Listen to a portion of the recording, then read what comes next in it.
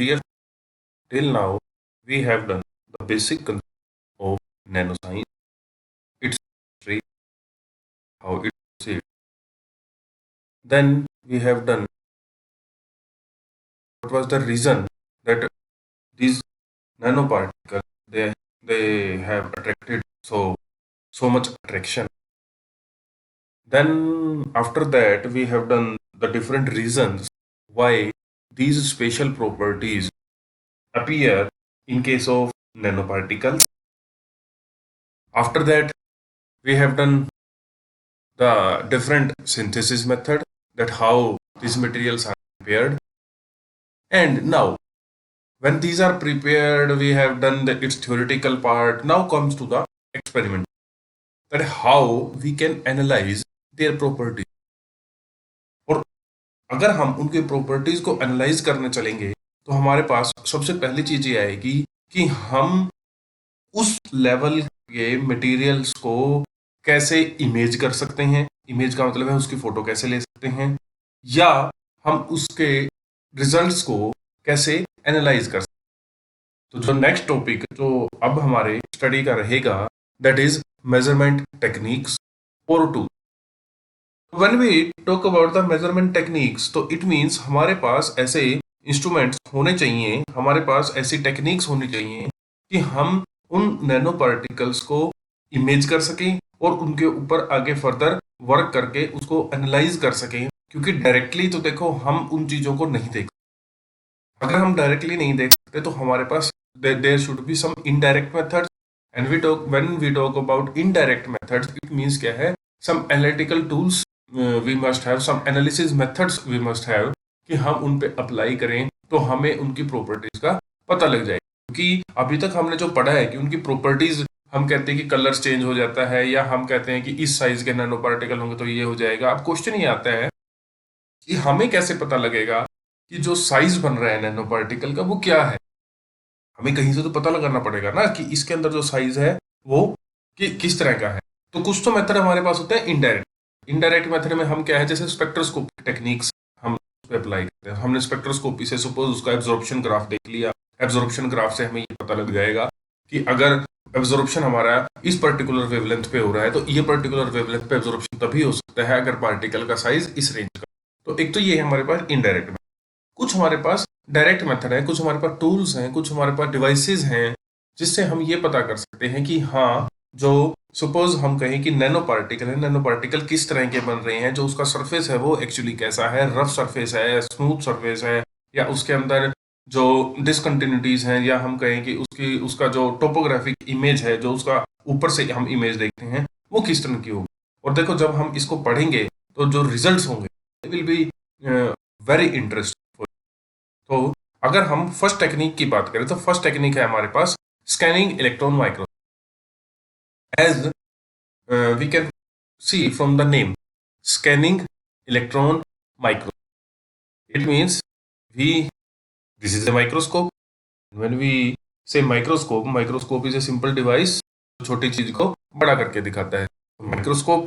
दूसरा scanning electron, it means electron is scanned. Electron will scan the picture or electron will scan the image. And these microscopes are different from our optical microscope. Reason मैंने आपको पहले जब हम x ray diffraction के case में कर रहे थे, मैंने तब भी आपको बताया था कि why X-rays are important. Same case में यहाँ पे आके बात करता हूँ वाई इलेक्ट्रॉन। क्योंकि जब हम अपने नॉर्मल माइक्रोस्कोप की बात कर रहे हैं जो आपने लैब में भी यूज किए हैं, जो आपने पढ़े हैं, they are optical. It means हम क्या करते हैं, हम लाइट को यूज करते हैं उनको स्कैन करने। लाइट की वेवलेंथ हमारे पास क्या है, लाइट की वेवलेंथ है अराउंड 3600 एंगस्ट्रॉम से लेके और 7800 एंगस्ट्रॉम के बीच। अगर उस वेवलेंथ रेंज में होगा तो हम उनसे इमेज कर सकते हैं। लेकिन अगर सपोज वही बात है कि हमें जब इमेज करना है ऐसी चीज को जिसका साइज ही नैनो में है, तो हम माइक्रो लेवल की चीजों से कैसे ले सकते हैं। क्योंकि हम माइक्रो लेवल की चीजों को तो ऑप्टिकल माइक्रोस्कोप से चेक कर सकते हैं, लेकिन जब बात नैनो तक चली जाएगी तो हम ऑप्टिकल उसको यूज नहीं कर सकते, हम फोटोन से नहीं कर सकते। तो हम क्या करते हैं, हम फोटोन्स की जगह इलेक्ट्रॉन्स को यूज करते हैं। And then microscopes are electron microscope. उसके अंदर जो काम फोटोन कर रहा है ऑप्टिकल के अंदर वही सेम काम इलेक्ट्रॉन करेगा इन इलेक्ट्रॉन माइक्रोस्कोप। तो होगा क्या, it images a sample by scanning it with a high energy beam of electrons in a faster scan pattern. The electrons, they interact with the atoms that make up the sample, producing signals that contain information about the sample's surface topography, its composition and other properties such as electrical resistance. इसका मतलब क्या है कि जो electron है वो हमारा sample के एटम्स के साथ इंटरेक्ट करेगा और इंटरेक्ट करने के बाद क्या होगा कि वो हमें एक इमेज देगा। इंटरेक्ट का मतलब क्या है कि अगर इलेक्ट्रॉन जाएगा, इलेक्ट्रॉन क्या है कि जो सरफेस के एटम्स हैं उनके साथ जाके उसका उस, उसके उसको उसकी जो एनर्जी चेंज होगी, उसके ऊपर जो फोर्स लगेगा, फोर्स ऑफ इंटरेक्शन जो होगा, तो उसके बेस पे वो उसकी एक इमेज बनाएगा उस सरफेस की। और जहां जहां सरफेस पे वो ट्रेवल करेगा वहां वहां की वो इंफॉर्मेशन जब लेके आएगा, जब वो रिफ्लेक्ट बैक होगा और हमारे पास आएगा, तो हमें पता लगेगा कि हाँ जो सैंपल है उसकी उसकी जो इमेज है वो किस तरह की है। जैसे इसके पहले हम करते हैं कंस्ट्रक्शन। जैसा कि सामने दिखाई दे रहा है हमारे पास क्या है, ये जो पार्ट है ये है इलेक्ट्रॉन गन का। इलेक्ट्रॉन गन का क्या मतलब है कि यहाँ से इलेक्ट्रॉन एमिट आउट होंगे, जनरेट होंगे और उसके बाद एमिट आउट होंगे। जब हम जनरेशन की बात करते हैं तो एमिशन इज सिंपल थर्मोआयनिक एमिशन। जब हम थर्मोआयनिक एमिशन की बात करते हैं तो क्या होगा कि एक फिलामेंट है और फिलामेंट हमारे पास क्या है, हीटेड अप होगा। फिलामेंट जो हम जनरली इसके अंदर यूज करते हैं वो होता है टंगस्टन का। तो टंगस्टन का जो फिलामेंट है वो अराउंड 2000 से लेके 3000 केल्विन के बीच में हीटअप होगा। और हीटअप होके क्या होगा, उसके अंदर के जो इलेक्ट्रॉन्स हैं they will leave the surface. और हम इसको जो पोटेंशियल पे रखते हैं, लोअर पोटेंशियल पे रखते हैं, तो जब वो इसके अंदर से नेगेटिव पोटेंशियल से जब इलेक्ट्रॉन बाहर निकलेंगे तो पॉजिटिव पोटेंशियल की तरफ मूव करेंगे। और पॉजिटिव पोटेंशियल की तरफ मूव करेंगे तो क्या है, इसमें से इलेक्ट्रॉन बाहर की तरफ आए। तो इसको हम बोलते हैं इलेक्ट्रॉन गन, जहां से थर्मोआयनिक एमिशन के थ्रू जो इलेक्ट्रॉन्स हैं वो बाहर निकलते। जब इलेक्ट्रॉन्स बाहर आ गए उसके बाद इसके अंदर है कंडेंसर लेंस। कंडेंसर लेंस के अंदर क्या है, कंडेंसर लेंस के अंदर क्योंकि इलेक्ट्रॉन है, electron is a charge particle, तो कंडेंसर लेंस क्या करेगा, कंडेंसर लेंस इसके अंदर मैग्नेटिक फील्ड जनरेट करेगा। और मैग्नेटिक फील्ड का काम क्या होगा कि जो बीम है, बीम का जो सपोर्ट साइज है, सपोर्ट साइज को छोटे से छोटा करना। सपोर्ट साइज का मतलब, इसका मतलब क्या करेगा, ये कंडेंस करेगा।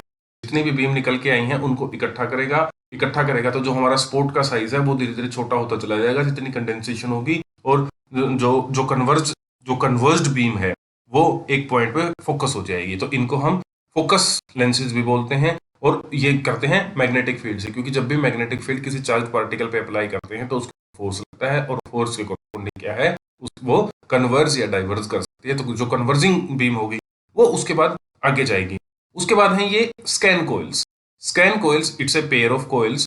और स्कैन कोइल्स में क्या है, इसमें फिर इलेक्ट्रोमैग्नेटिक फील्ड है। और इलेक्ट्रोमैग्नेटिक फील्ड देखो, इसका काम था बीम को, जो स्पोर्ट साइज है उसको छोटा करना, बीम को कन्वर्ज करना। जब वो कन्वर्ज होगी, अब इसका काम क्या है, इसका काम है कि ये सैंपल पे कौन सी सिचुएशन पे डालनी है, कौन सी पोजीशन पे डालनी है, ये उसको कंट्रोल करता है।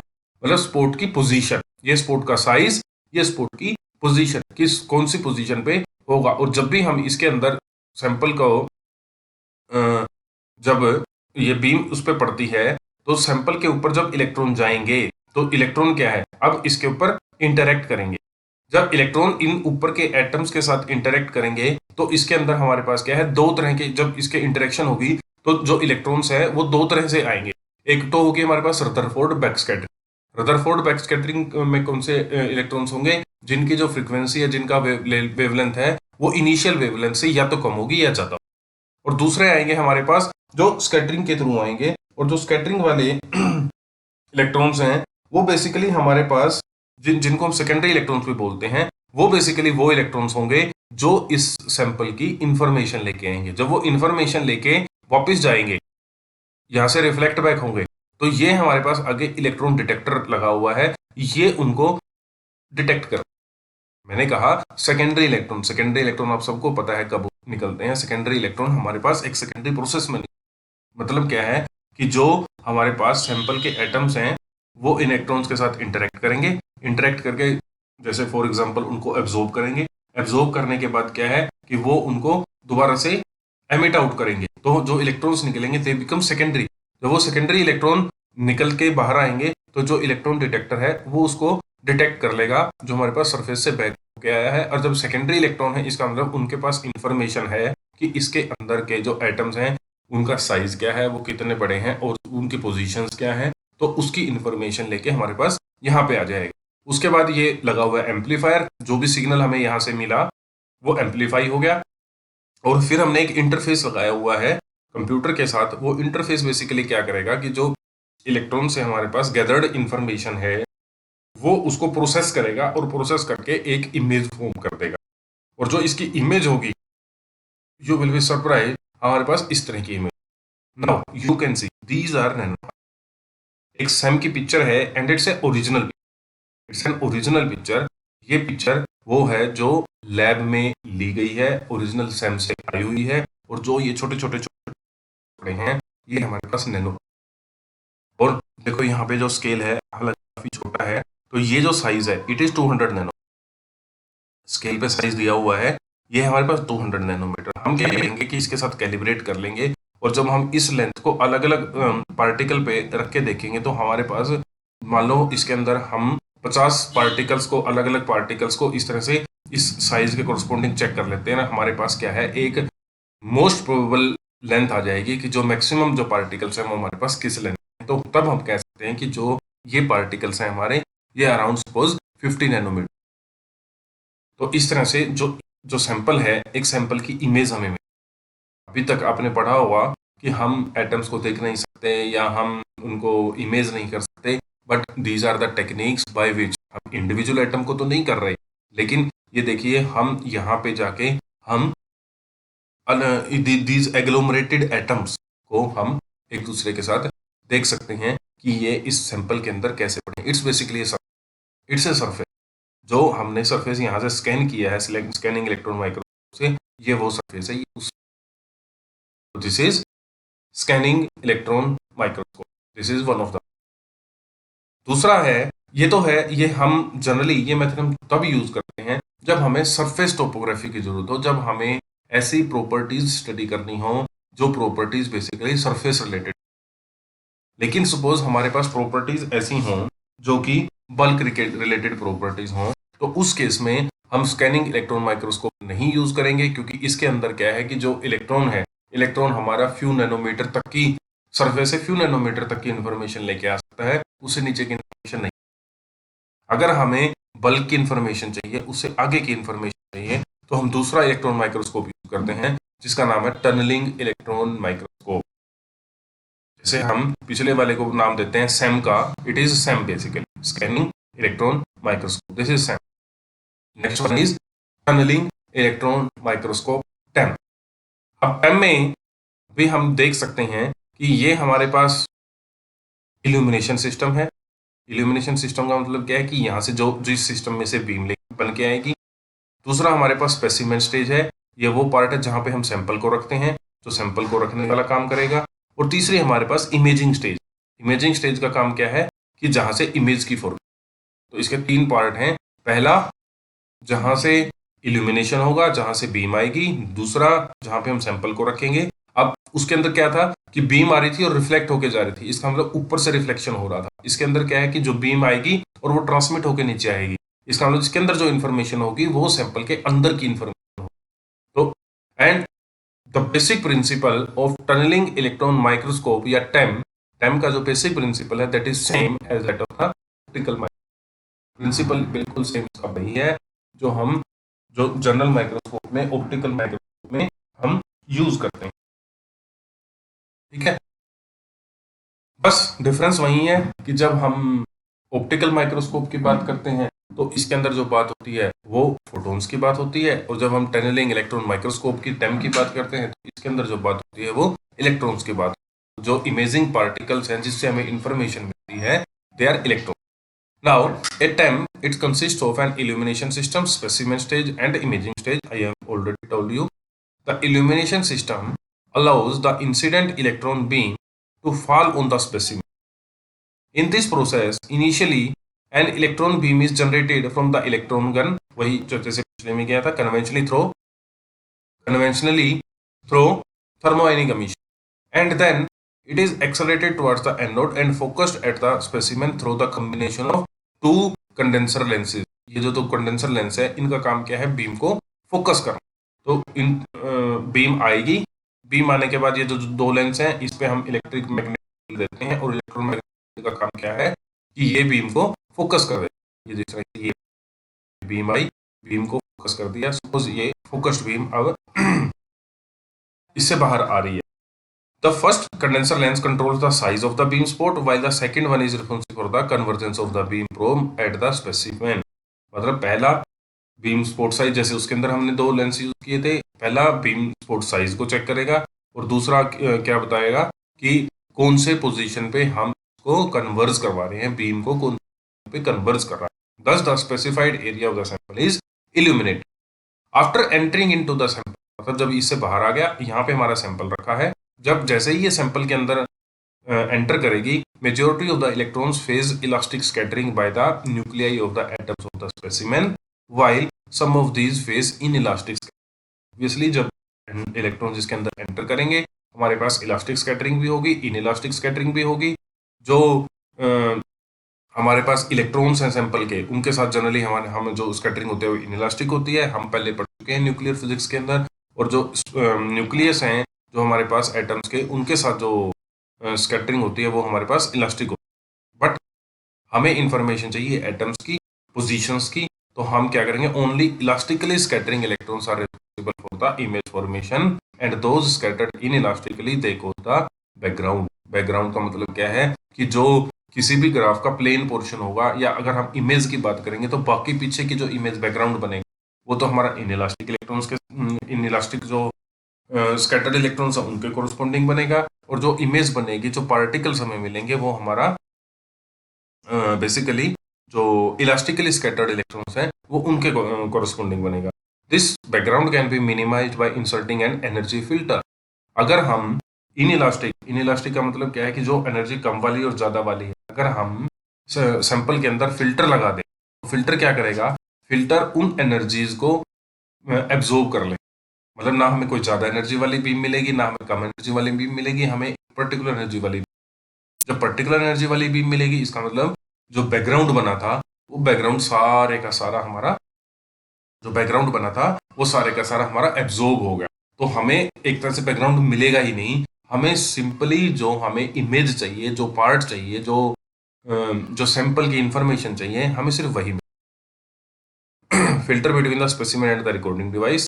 After passing through the specimen, the electron beam mainly contains phase information of elastically scattered electrons, which is converted into an image through the imaging system. ये जो करेगा, जो इलास्टिकली स्कैटर्ड इलेक्ट्रॉन्स यहाँ से आएंगे, तो ये जो इमेजिंग सिस्टम है, जो एक तरह से हमारा डिटेक्टर है, ये क्या करेगा, उसकी फेज इंफॉर्मेशन लेके और उसकी पिक्चर बना के हमें दे देगा। अब ये पिक्चर हमारी मर्जी है, हम इसको फोटोग्राफी प्लेट पे भी ले सकते हैं, हम इसको किसी सीसीटीवी कैमरा से, सीसीटीवी सिंटेलेशन जो कैमरा है उससे भी ले सकते हैं, या हम किसी अगर कोई सॉफ्टवेयर यूज करके हम उसके कंप्यूटर पे भी पिक्चर ले सकते हैं। और जनरली अब जो टाइम यूज होते हैं उसके अंदर हम कंप्यूटर के थ्रू, और कंप्यूटर के थ्रू पिक्चर में हम क्या करते हैं, हम एक सेकंड कंडेंसर लेंस से एक्चुअली अलग अलग पोजीशन पे इसको फोकस कराते हैं। और जो फोकस हुई, क्योंकि ये जो प्रोसेस है ये बिल्कुल साइमल्टेनियस प्रोसेस है, जैसे ही बीम फोकस हुई हमें कंप्यूटर में इमेज दिखाई दे जाएगी। जैसे तुमने स्कैनिंग देखा होगी कि जो जो हम स्कैनर पे करते रहते हैं वो हमें कंप्यूटर में दिखाई देता रहता है। तो हम क्या है, इसको लेफ्ट में, राइट में, ऊपर नीचे, हम एक्स वाई इसकी जो मूवमेंट है वो करवा सकते हैं। तो जैसे हम ऊपर नीचे आगे पीछे इसको करेंगे तो क्या है कि जो इमेज है वो मूव होती रहेगी। जब वो मूव होती रहेगी तो हम ये देख सकते हैं कि हमें कौन से की इमेज। और एक बात और मैं बता दूं, ये चीजें इतनी सिंपल नहीं। सैंपल की जो स्टेज है वो ऐसी नहीं है। हम सैंपल की स्टेज क्या करते हैं, ग्रिड यूज। ग्रिड क्या होती है, ग्रिड होती है जैसे अगर मैं बात करूं, जैसे आपका ग्राफ पेपर, तो ग्राफ पेपर के अंदर क्या है कि अलग अलग स्क्वेयर्स बने हुए हैं। तो ग्रिड के अंदर भी हमारे पास इसी तरह से स्क्वेयर्स बने हुए हैं, और हर एक स्क्वेयर का नाम है 1 2 3 4 फॉर एग्जाम्पल, उनकी नेमिंग कर रहे हैं। हम क्या करते हैं, हम किसी भी ग्रिड को फोकस करते हैं। मान लो मैंने फर्स्ट को फोकस किया, सैंपल को हम क्या करेंगे, पहले डिसॉल्व करवाएंगे किसी चीज में, और उसकी एक ड्रॉप हम ग्रिड के ऊपर डाल, और ग्रिड हम ये जो पार्ट है ये बेसिकली ग्रिड है, ये ग्रिड है, तो हमने ग्रिड यहाँ पे रख दी। उसके बाद हमने इमेज को फोकस किया किसी पर्टिकुलर ग्रिड पे, तो जब वो ग्रिड पे फोकस हुआ तो उस ग्रिड के अंदर की जो फोटो है वो हमें एकदम से कंप्यूटर में, हम ग्रिड चेंज कर सकते हैं, तब हम फर्स्ट से सेकंड, सेकंड से फोर्थ, फोर्थ से सिक्स, सिक्स से एट, ट्वेल्थ, इस तरह से ग्रिड के अंदर हम मूव कर सकते हैं। उस ग्राफ पेपर के अंदर हम अलग अलग स्केयर करते हैं और जिस स्केयर पे हम फोकस करेंगे, क्योंकि क्या है कि हमने जब डिसोल्व किया तो नैनो पार्टिकल्स ऐसा तो है नहीं कि हमारे बिल्कुल एक यूनिफॉर्म इमेज बनेगी। हमने जब डिसोल्व कर लिया तो वो नैनो पार्टिकल्स उसके अंदर क्या है, तैर रहे हैं अलग। जैसे ही उसको डाला तो क्या है, हो सकता है कि ग्रिड जो 1 है उसके अंदर एक भी पार्टिकल ना आए, हो सकता है जो ग्रिड 5 है उसके अंदर बहुत सारे पार्टिकल्स आ जाए। तो वो हमें चेक करना पड़ेगा कि हमें जो इन्फॉर्मेशन चाहिए, हमें जो चीज चाहिए वो ग्रिड के कौन से पोर्शन से मिलेगी, हम उसी को फोकस, तो जिसको फोकस करने से हमें बेटर इमेज मिल रही है वो हमें उसकी टाइम इमेज दे देगा। जो ट्रांसमिशन इलेक्ट्रॉन माइक्रोस्कोप है, टनलिंग इलेक्ट्रॉन माइक्रोस्कोप है, वो हमें उसके कोरोस्पोंडिंग इमेज बना देगा। और अगर हम इमेज देखें कि हमें टाइम से कैसे मिलती है, दिस इज अ टाइम, ये इमेज डिसोल्व कर रखी है, ये हमारे पास बैकग्राउंड हो गया और ये जो नैनो पार्टिकल्स हैं ये इसके, now the scale size is this, ये जो साइज है ये हमारा 200 नैनोमीटर का। अब सपोज हमने क्या किया, स्केल इसके ऊपर रखा, यहाँ से यहाँ लेंथ सपोज 5 सेंटीमीटर है, तो हमने देख लिया 5 सेंटीमीटर हमारे पास 200 नैनोमीटर के बराबर। तो फिर मैं क्या करूंगा, सपोज मैंने इसके ऊपर रख लिया, ये आता है मेरे पास सपोज 7 मिलीमीटर, 5 सेंटीमीटर हमारे पास 200 नैनोमीटर है, तो 7 मिलीमीटर किसके बराबर होगा, दिस मच नैनोमीटर। फिर हमने इस पे कर लिया, हमने इस पे कर लिया, इस पे कर लिया, छोटे पे कर लिया, बड़े पे कर लिया, हमने क्या किया, इसके मैक्सिमम उनको कवर कर लिया। मैक्सिमम कवर करके हमारे पास क्या है, इनके साइजेस की एक रेंज आ गई। जब हम उस रेंज को प्लॉट करेंगे तो हमें ये पता लग जाएगा कि जो हमारा मोस्ट प्रोबेबल साइज है वो किस रेंज में लाई करता है। ग्राफ जो बनेगा ना, आपने ग्राफ देखा होगा, ग्राफ किस तरह से बनेगा, इस तरह से ग्राफ बनेगा, जो तुम जो स्टैटिस्टिकल फिजिक्स में भी पढ़ते हो, जो गॉसियन नेचर का ग्राफ है वो इस तरह से। अब जब इस तरह से बनेगा, इसका मतलब क्या है कि हमारे पास जो मोस्ट प्रोबेबल है, जो पीक वैल्यू आती है उसके आसपास हमारे पास मैक्सिमम पार्टिकल्स का साइज है वो उस रेंज का है, उससे कम के भी हैं, उससे ज्यादा के भी हैं। हमारे पास ऐसा कोई प्रोसेस नहीं है इसके अंदर नैनो पार्टिकल्स बनाए तो हमारे पास सिंगल साइज के डिस्ट्रीब्यूशन तो रहेगा। बेटर टेक्निक वही है जिसके अंदर जो डिस्ट्रीब्यूशन है that is as minimum as, means maximum जो पार्टिकल्स हैं वो हमारे पास एक पर्टिकुलर साइज के होने चाहिए, और जिस साइज के हमारे पास जिस साइज के हमारे पास मैक्सिमम नंबर ऑफ पार्टिकल्स हैं, हम ये कहते हैं कि जो हमारा नैनो सिस्टम बना है उसके अंदर जो जो साइज है पार्टिकल्स का वो ये। आज हम अपने जो टेक्निक्स है उसको दो ही टेक्निक हैं, एक हमने किया सैम स्कैनिंग इलेक्ट्रॉन माइक्रोस्कोप, दूसरा हमने किया टेम टनलिंग इलेक्ट्रॉन माइक्रोस्कोप। अब हमारे पास दो और बच गए हैं जो तुम्हारे सिलेबस में, एक है एएफएम एटॉमिक फोर्स माइक्रोस्कोपी, जो चौथा है वो है हमारे पास एसटीएम स्कैनिंग टनलिंग। तो ये चार हमारे सिलेबस के पार्ट हैं, दो हमने कर लिए। अगर हम चारों करेंगे तो बड़ा लंबा हो जाएगा कि दो में ही काफ़ी टाइम निकल गया, तो बाकी हम नेक्स्ट टाइम करेंगे। तो इसमें किसी को कोई क्वेरी हो, किसी को पूछना हो तो मेरे से फ़ोन भी करके, व्हाट्सएप से या मेल से सकता है। अपना बुक से स्टडी करो, बुक में तुम्हारी चीज़ें दी हुई हैं। और एक चीज़ बचा, मैं आप लोगों को बताना चाहूँगा यहाँ पे कि जो भी आप कर रहे हो बुक से वही टॉपिक फॉलो करो, लेकिन सीक्वेंस वही रखना जिस सीक्वेंस में मैं, जो तुम्हारी बुक है, बुक के अंदर जो सीक्वेंस है वो आगे पीछे दी हुई है, समझ में नहीं आएगा। जिस सीक्वेंस में हम लेक्चर डिलीवर कर रहे हैं, तुम अपनी स्टडी है जो उसका सीक्वेंस सेम यही रखना, तब तुम्हें चीज़ें पता लग जाएंगी। हाँ, यहीं से पढ़ो, लेक्चर सुनो, फिर भी कोई क्वेरी होती है वो पूछो, वो हम, ठीक है, टिल देन